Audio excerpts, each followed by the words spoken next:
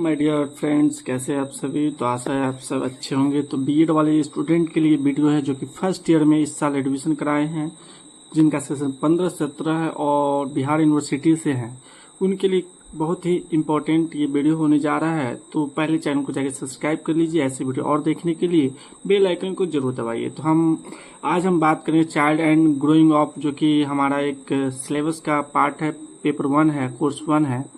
और ये देख सकते हैं ओरिजिनल क्वेश्चन मेरे पास है, क्योंकि हम खुद कर रहे हैं बीएड।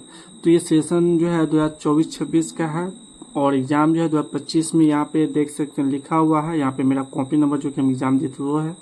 और ये कुल जो होता है 3 आवर का क्वेश्चन, मतलब टाइमिंग होता है लिखने का, और कुल 80 मार्क्स का होता है। 20 नंबर प्रैक्टिकल होता है, जो कि कॉलेज में ही एग्जाम ले लिया जाता है।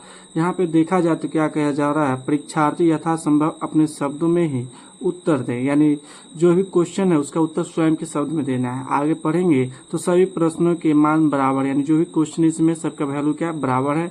इसमें कुल 5 यूनिट है और प्रत्येक यूनिट से क्या करना है, 5 यूनिट से एक प्रश्न को चुनते हुए कुल 5 प्रश्नों के उत्तर यहाँ पे अपने शब्दों में देना है।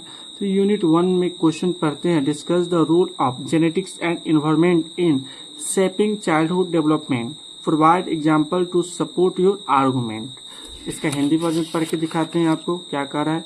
बाल्यावस्था के आकार देने में आनुवंशिकी और पर्यावरण की भूमिका पर चर्चा कीजिए एवं अपने तर्कों के समर्थन में क्या करना है, उदाहरण को देना है। यानी बाल व्यवस्था के विकास में कौन कौन से आनुवंशिक और पर्यावरण की भूमिका वो बता देना और अपना तर्क भी देना है इसके समर्थन में, वही उदाहरण के साथ।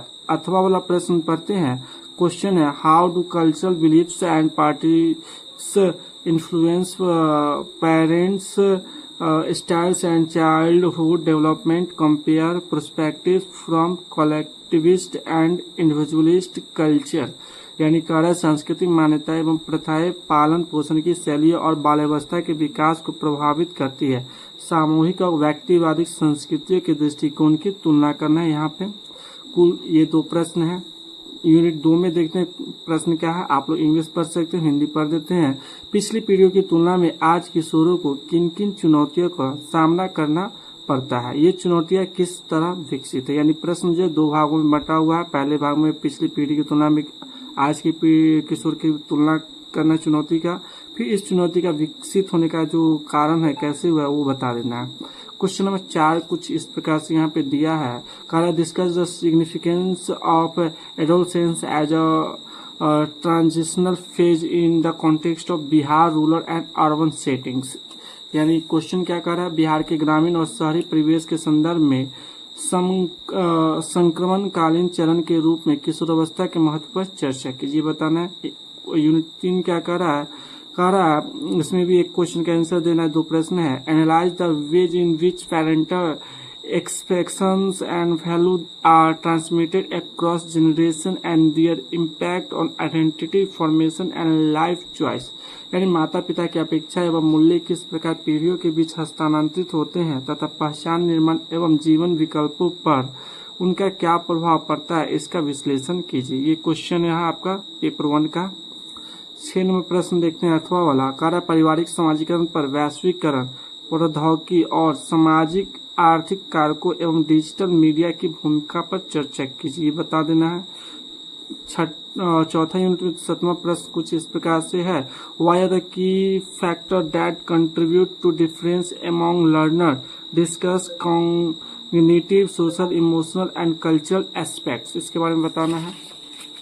यहाँ पे इसका हिंदी वर्जन देखते हैं। कहते हैं विद्यार्थियों के बीच अंतर पैदा करने वाले प्रमुख कारक क्या हैं, संज्ञानात्मक, सामाजिक, भावनात्मक और सांस्कृतिक पहलुओं पर चर्चा कीजिए। तो कुल ये 7वां प्रश्न पढ़ चुके हैं।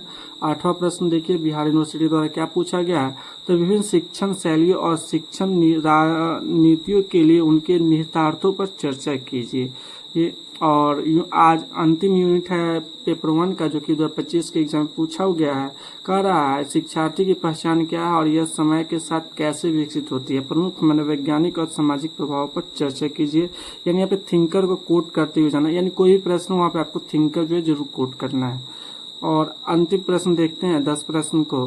कार्य विद्यालय का वातावरण विद्यार्थियों और शिक्षकों की पहचान निर्माण में किस प्रकार योगदान देता है?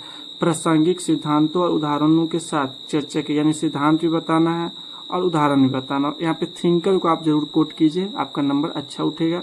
तो ये रहा आपका कोर्स 1 का आपका टोटल क्वेश्चन का डिस्कशन। आशा करते वीडियो पसंद आया, और वीडियो पसंद आया तो जरूर चैनल को सब्सक्राइब करें, अपने मित्रों संग शेयर कीजिए जो आपके साथ बीएड कर रहे हैं, और आगामी प्रश्न को देखने के लिए चैनल पर जुड़े रहें। मिलते हैं नेक्स्ट वीडियो में, तब तक के लिए जय हिंद।